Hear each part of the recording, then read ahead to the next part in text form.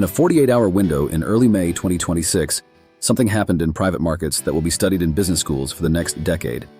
OpenAI and Anthropic, the two most consequential AI companies in the world, simultaneously launched competing joint ventures with Wall Street's largest private equity firms. OpenAI raised more than $4 billion from 19 investors to launch the Deployment Company, a $10 billion vehicle majority owned by OpenAI, anchored by TPG, Brookfield Asset Management, Advent International, and Bain Capital.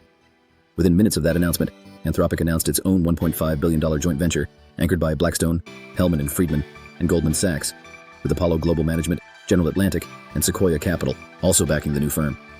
Two of the most valuable companies in history. Two competing PE-backed deployment vehicles, announced within minutes of each other. This is not a coincidence. This is a race. Here's what you need to understand as a private markets professional. Both OpenAI and Anthropic face the same problem. They've built the most powerful AI models in history. But the bottleneck is no longer model performance. The bottleneck is integration. The slow, expensive, operationally complex work of actually deploying AI inside real businesses. Apollo Global Management, as Goldman's global head of asset and wealth management put it, there's a big shortage of people who know how to apply these tools into businesses and then transform them. Private equity firms solve that problem perfectly. They don't just bring capital. They bring a captive distribution channel. Hundreds of portfolio companies that their GPs can direct, mandate, and incentivize to adopt new technology at speed.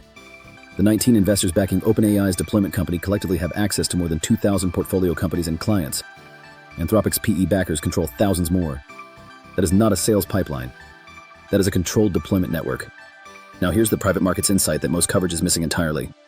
OpenAI's structure guarantees its PE backers a 17.5% annualized return over 5 years. Think about that structure carefully. That is not venture equity with binary upside. That is a guaranteed yield instrument, functioning more like high-yield credit than traditional PE equity, backed by the operational value creation that AI deployment generates inside portfolio companies. The PE firms aren't just getting AI. They're getting a structured return on top of the EBITDA expansion their portfolio companies generate by replacing human workflows with AI agents. TPG, Brookfield, Bain, Advent, and SoftBank collectively own thousands of portfolio companies whose EBITDA can be expanded by running operational and administrative workflows through AI agents instead of through linear cost service contracts. That EBITDA expansion is real, compounding, and at scale. It could be worth more than the guaranteed return itself. For emerging managers and fund operators, the implications are immediate.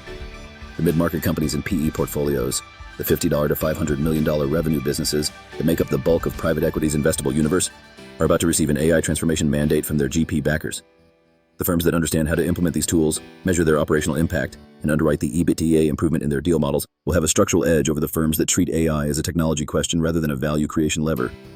As Bain's head of global private equity practice stated, creating value in portfolio companies today takes both strategic insight, real technical capability, and change management. The AI deployment arms race just handed every private equity firm a new value creation playbook.